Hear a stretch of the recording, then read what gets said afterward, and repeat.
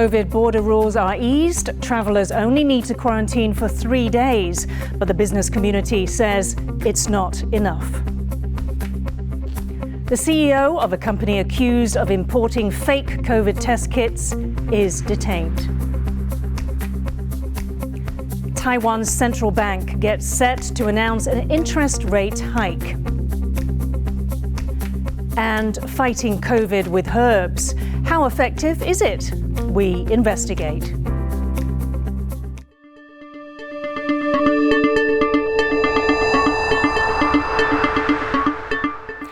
A warm welcome to TaiwanPlus News. I'm Yin Khvat. Quarantine periods for new arrivals in Taiwan have been slashed.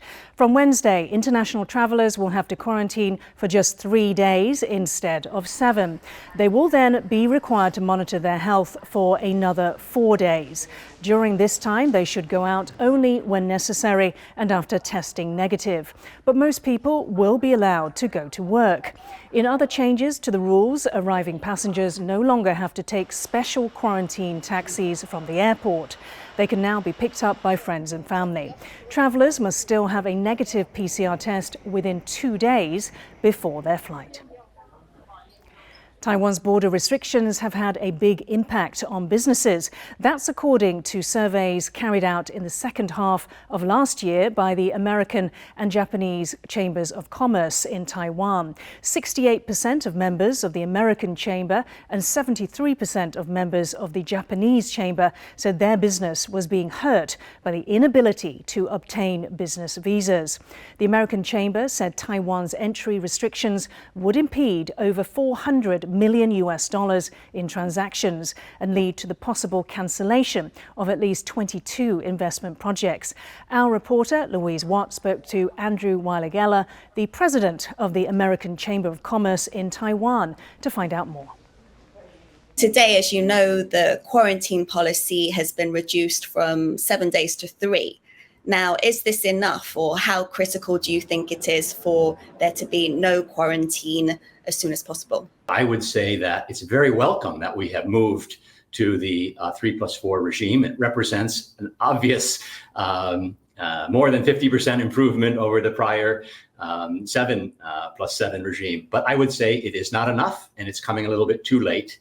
And there are significant costs to not just our members and companies, but primarily to Taiwan, Taiwan's economy, Taiwan's workers, Taiwan's opportunities to enjoy this, what should be a fantastic golden era for Taiwan to be re-engaging with partners and the world. Which industries have been particularly affected? So I would say across the industrial and consumer-facing sectors, everyone has been impacted. Tourism, of course, we have a lot of members who are in the hospitality trades, most significantly. But my main takeaway would be to say it's across the board. It's hurting the ITC sector, it's hurting energy, it's hurting medtech and pharmaceuticals. Are Taiwan's border policies putting it at a disadvantage compared to other Asian nations? For instance, are you seeing businesses, your members, say to you that they're thinking of not investing so much in Taiwan in the future and moving to other countries? Well, yes, I think it is having an impact on planning for our members and for non-members, prospective investors. So yes, that is precisely the point. While it's forward progress and it's difficult progress by Taiwan, this is a competition and it's relative to who else. So Taiwan is falling back behind regional competitors that are opening far faster in Asia and across the world. I would highlight Korea, Singapore, Australia, Vietnam, even Japan. Investors have many opportunities, traders as well, and they will only wait so long. I'm not saying that they would ever discount such an attractive and competitive economy and long-term partner as Taiwan, but there's an opportunity cost. And if they, one, cannot travel, and more importantly, don't have the visibility to know when they can travel, it's just natural that they will turn to other markets, and Taiwan will end up losing additional growth and opportunities that it could have had. Restrictions on Taiwan domestic tour groups could soon be relaxed. Currently, local tour groups require all tourists to be fully vaccinated and boosted. But the Transport Ministry hopes to loosen those rules to help the local tourism sector. It sent a proposal to Taiwan's Pandemic Response Task Force to have the same standards for tour groups as for places like gyms, where people who aren't boosted must wear masks and maintain social distancing. The ministry says this will let more seniors go on holiday again. 国内团很多都是阿公阿婆的团呐哈，那他们打3剂的比较少，所以他会大概最少有一半以上就没办法这个出团。那交通部也把这个意见哈，现在我们已经发函给指挥中心，由他来审查。也就是说，在国内团的部分，是不是如那个健身房哈，原来也要打3剂，现在把它松绑哈。 The CEO of a Taiwanese company that illegally imported COVID rapid test kits from China has been detained. The firm was contracted to supply 10 government agencies with US-manufactured test kits. But when people took the tests, the control line often failed to appear. Investigations found the supposedly US-made FlowFlex test kits were illegally imported from China. The company allegedly made over $3 million from the scam. Prosecutors in Hsinchu on Monday seized almost 500,000 test kits. China has announced a week-long ban on frozen seafood from Taiwan. Beijing says it's found genetic material from the COVID-19 virus in seafood packaging. The ban comes just days after Beijing added the grouper fish to its growing import blacklist of Taiwanese foods, citing banned chemicals.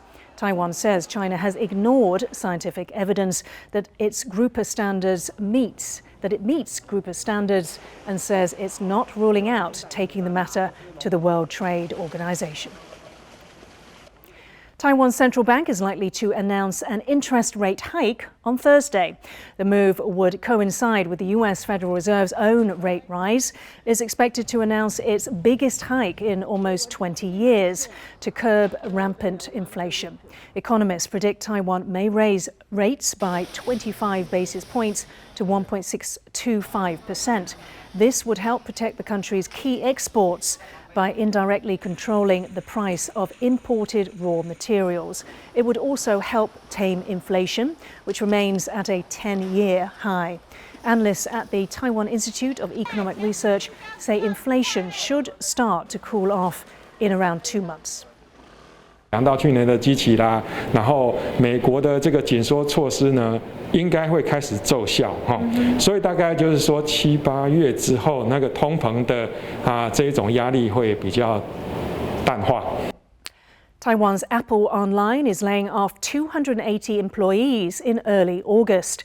It's the latest dramatic shift for the news provider, which originally belonged to the Hong Kong-based company Next Digital Media Group. The print version, Apple Daily, shut down in 2021 after Hong Kong authorities froze the company's assets.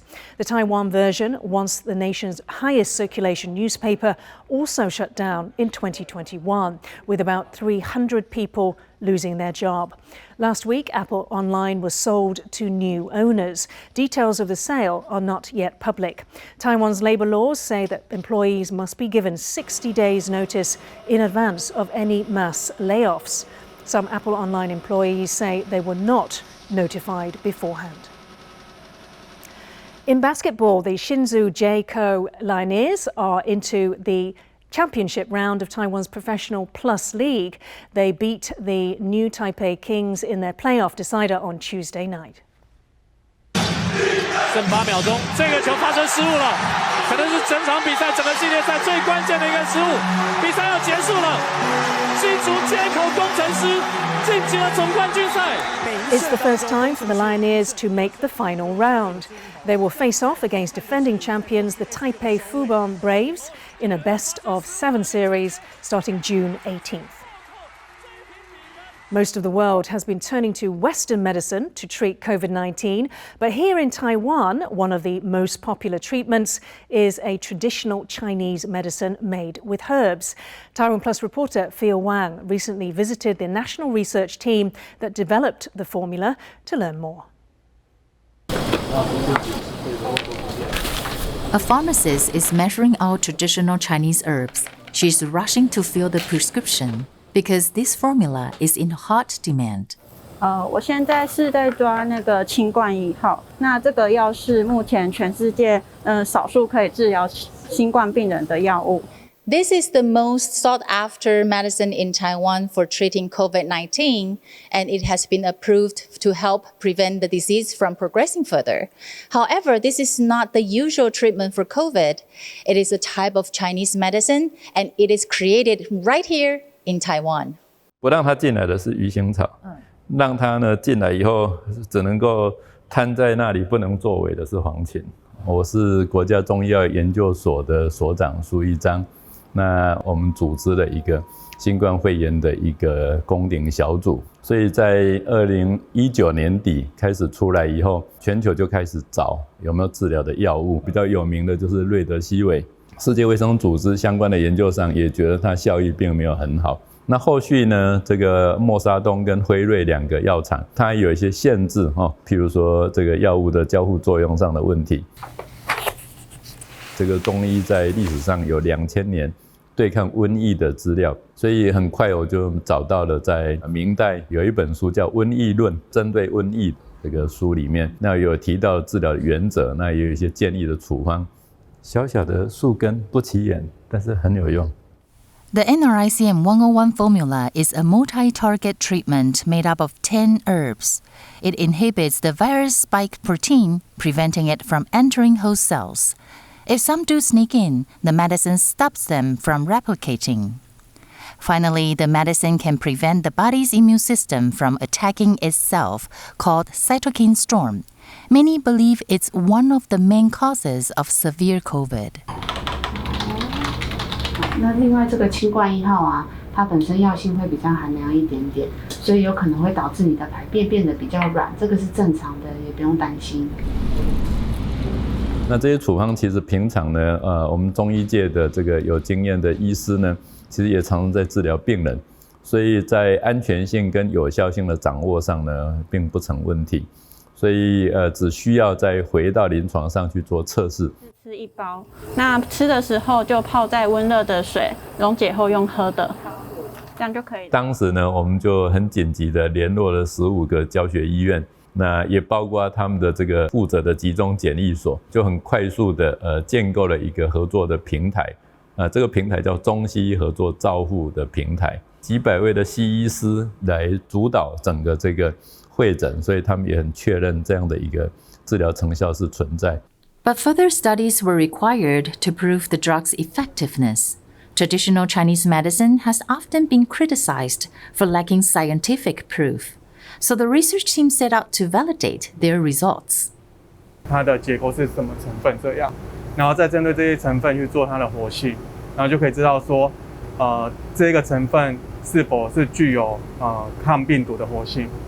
吃药之前嘛，那它就是会有呼吸会比较急促，而且会比较浅，因为我们会去测它的肺容积，那它的肺容积就会相对的比正常的健康鼠来说会低很多。那吃药之后就是。他们其实活力变得很好，会到处跑来跑去。传统医学的科学操作就很清楚，其实它可以用现代科学的方法来理解它，可以用现代科技的方法来解决它，也可以呢借由科技的发展来强化发展它。The NRICM COVID medicine has now been authorized for sale in over 50 countries. Director Su hopes its success will spur on the development of more new traditional Chinese medicines in Taiwan, providing people around the world with more options for treatment. Piper Yu, Peachy Chang, Ed Moon, and Phil Wayne for TaiwanPlus. That was part 1 in our series Fighting COVID-19 with Herbs. Coming up this week, in parts 2 and 3, we visit a hospital in central Taiwan to find out how doctors are integrating Chinese and Western medicine. Plus, we'll take a look at how medical suppliers are building their own herb gardens to ensure their treatments are sustainable and don't have to rely on foreign imports. You can catch part 2 in our 3-part series, Fighting COVID-19 with Herbs, on Thursday in our show and everywhere TaiwanPlus is available. Stay with us here on TaiwanPlus. Coming up, a trip 400 years into Taiwan's past on a coast that's seen empires come and go. Details after the break.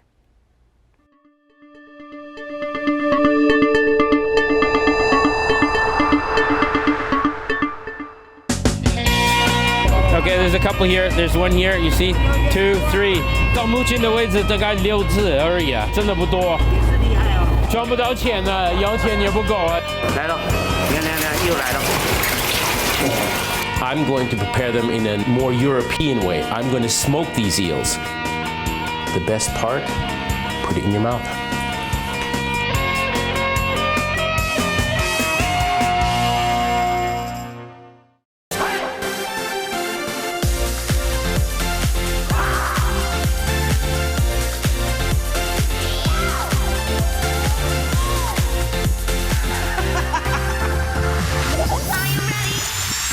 Welcome to Jason's Table, Shocked and Surprised. I really love the opportunity to get to share some of the most shocking and surprising but delicious foods here from Taiwan with you folks out there.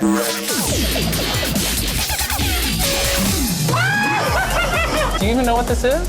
These are chicken testicles. Chicken testicles? Yeah. I think you got the surprise. Oh, I heard it first. Do you know what this is? This is stinky tofu. Some people say it smells like dirty socks. I think it's egg. I think the only way you can achieve that kind of smell, that kind of level, you would probably have to leave it for like a year or so. So we got a good stinky tofu for you today? It's great. 2 bowls of soup, which one is the most expensive? In Taiwanese beef noodles, there are different types of broth bases. There is qingdun, which is a clear broth. There is hongsao, which is a soy sauce-based broth. And there's also one that has tomato in there. It's very, very tender, and then it still maintains the characteristics of the fiber of the beef. This bowl of beef noodle soup is $55 US. The most expensive dish on their menu is the $337 US bowl of noodle soup. It's expensive. It's expensive. Specialty of Taiwan, it is 珍珠奶茶. Tapioca milk tea or bubble tea or boba. Boba are made from sea cucumber. And actually, in the news, this has been described as the worst food in the world. Jason's Table, Shocked and Surprised, is coming soon on TaiwanPlus.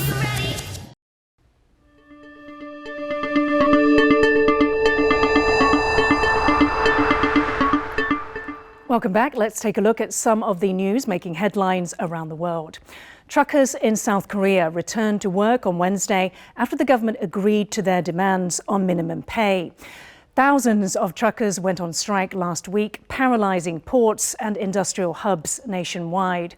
The 8-day strike has cost the country more than $1.2 billion as companies in various sectors were forced to suspend their operations. After 5 rounds of talks, the government agreed to extend a minimum pay scheme beyond December and to consider expanding fuel subsidies. Sri Lanka is giving public sector workers time off to grow their own food as the country grapples with a severe financial crisis. 1 million public sector workers will work a 4-day week for the next 3 months. The government hopes the move will also save on fuel by cutting commuting. Fuel shortages and power cuts have become commonplace in Sri Lanka in the past few months. The country has run out of foreign exchange to pay for imports. A team from the International Monetary Fund is due to visit Sri Lanka next week to discuss a bailout package. Multiple wildfires are burning in the western United States. In Arizona, one blaze near the city of Flagstaff has engulfed more than 80 square kilometers. 2 smaller fires nearby have combined and now cover a further 16 square kilometers. Authorities have evacuated hundreds of nearby residents. In California, a fast-moving fire that started near Los Angeles has burned 4 square kilometers. Officials say there are 40 large wildfires active in the US right now that have burned close to 4,900 square kilometers in 6 states. The port city of Geelong in northern Taiwan was one of the first cities to be established in the country. The city was ruled by the Spanish and Dutch in the 17th century. Archaeological evidence from that period has been discovered, with a team of scholars and local residents working to unearth the past. 这里是基隆的和平岛。你能想象这里是基隆最早有人居住的地方吗？你知道西班牙人曾经在这个岛上建一座城，这里曾是基隆最热闹异常的地方，也曾是台湾最国际化的地方。和平岛虽然面积不大，但是地下的文物呢相当的丰富。从2011年开始，当时是由我和台湾大学外文系的包小欧教授呢，我们联合主持了一个研究计划，主要目的呢是要去找寻西班牙人在基隆殖民时代所建筑的圣萨尔瓦多城。1619年，天主教道明会马丁涅兹神父写了一篇报告，征服埃尔摩沙岛的益处。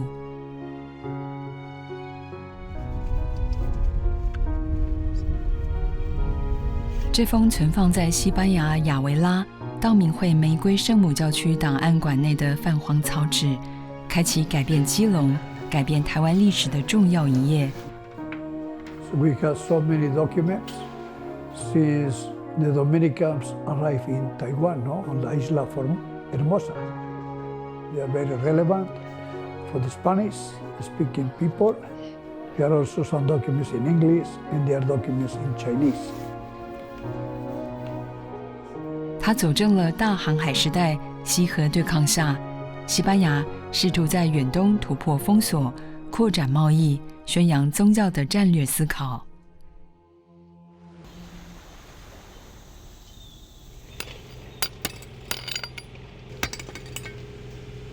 咱这个西班牙这个遗迹，那么这个工程就是阮雕像有限公司单面配合咱这个周教授要来处理咱这个遗迹。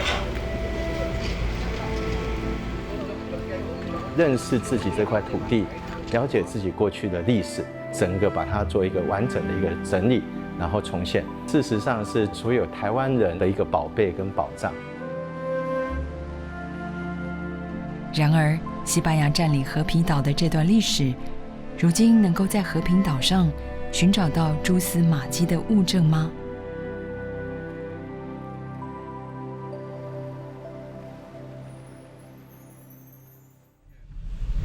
以前这边是立城的房子。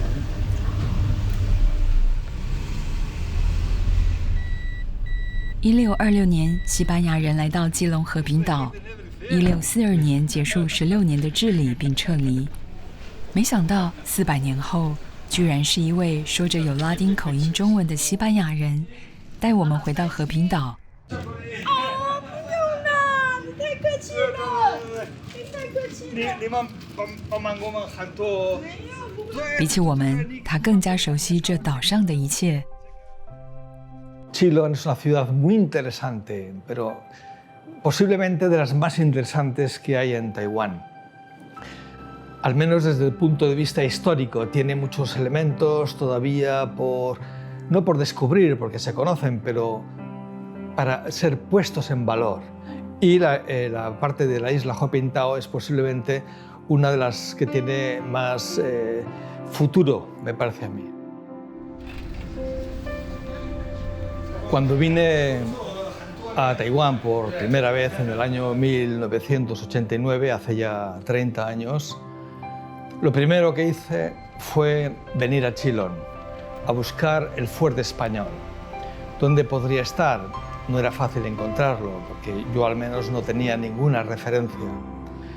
Pero poco a poco, con documentos, con mapas antiguos, hemos podido ir encontrando la localización, aunque todavía no hemos podido verlo. 包小欧教授带着想象，开启了和平岛考古计划，而家住和平岛上的李先生和他的家人也参与其中。他们是考古计划的工程单位。我也会感谢他们让我们参与。在挖掘过程有时候会缺少工具啊，或者是有一些困难度，有一些难题，我们会帮他们想办法克服。然后大家工作上的态度，所以他们会觉得说跟我们配合，他们觉得很安心，很安心。会啊，就叫咱甲带班啊，负责一寡个这集体啊工事啊，4、5年哦。第5次。第5届啊，安尼啊。当李太太带着家人细心的一笔一笔清理着出土的文物和骨骸，和平岛的历史轮廓也逐渐清晰地被勾勒出来。见只有一种方式，见只有一种观点吗？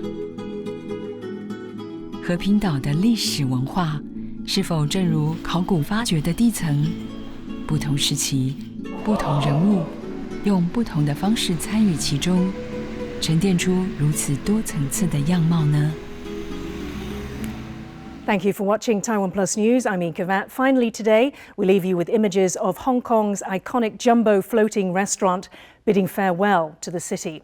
The restaurant was forced to shut down in 2020 due to the pandemic. For more stories from Taiwan and around the world, please download the TaiwanPlus app. Stay safe and see you next time.